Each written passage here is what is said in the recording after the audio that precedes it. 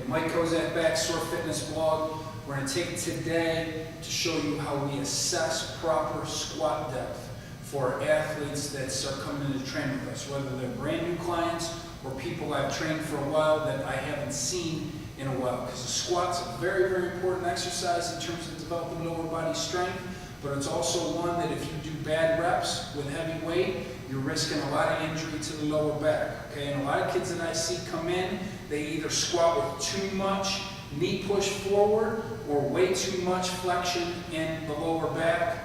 And sometimes kids overextend the lower back as well. Either is no good, and even a little bit, in my opinion, is no good. And that's exactly why we got to find the proper depth. So I'm going to bring in Victor here. He's a high school junior. I have not trained him in a while. I also know he has a history of some lower back injury that he did not get from training in here. Ideally, I would probably have him front squat, but he has to train in school, and they use back squat, which I'm fine with. So I'm going to make sure I'm putting him in the best position to succeed, so we are going to work on back squat. So I got a box height here of about 14 inches, which should take him to pretty close to parallel, if not parallel, which means femurs parallel to the ground. But I don't know if this is going to be the best height for him. So that's why we're testing now with only 95 pounds. So Vic's going to get in. I've already covered how I want him sitting back, how I want him breathing. Okay? I'm going to coach his foot position, so I want to widen a little bit more. Okay? I want to get that breath in. Go ahead. And up. Now, go ahead, do it again. See, we've got some knees pushing forward there, and we're losing the back there. Do it again, just like that. Okay? Now walk it in. Now with the camera from this distance, you probably can't see it, but we had some flexion here. Remember, he has a history of back injury, and he also was pushing those knees way farther than I want. Okay? So we need to address some flexibility, mobility issues. We need to learn how to brace better, and right now this is not a good depth for him unless I want to cause more injury to him. So we're going to get rid of this 14-inch box. Okay?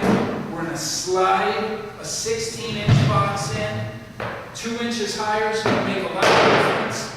I still don't know if this is the best height for him. I do have my stick, and what I like to do with kids is put it right in their hip flexion. That's what I'm going to do with him here to get him to keep sitting back. See if we can get rid of that knee pushing forward problem right away.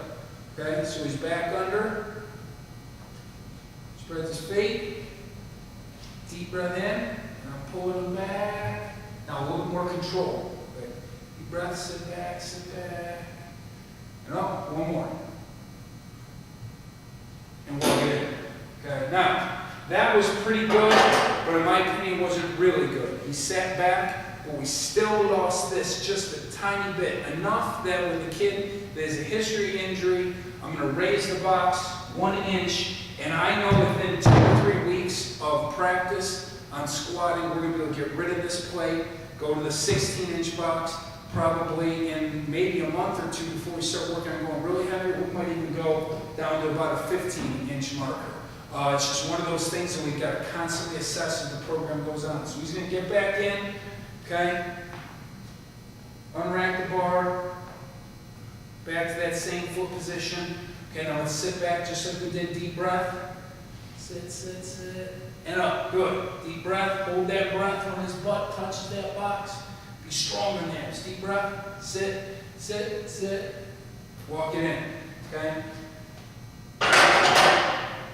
That looked, again, pretty good to me. He's still losing this a little bit. We're going to keep coaching him on it. I don't think we need to throw a belt on because it's not maximal load. As we get to maximal load, we will put a belt on, like I said, probably to a lower box. So I just took you through exactly what we do with all our clients, our younger kids. We start with, obviously body weight. My older high school kids that got a lift at school, we're going to put a little bit of weight on the bar, and then what we do is just kind of a give and take, constant assessment, paying attention to a lot of detail, make sure we're putting our athletes in the best position to get strong without adding strength to dysfunction, and then just exposing them to tremendous risk of injury.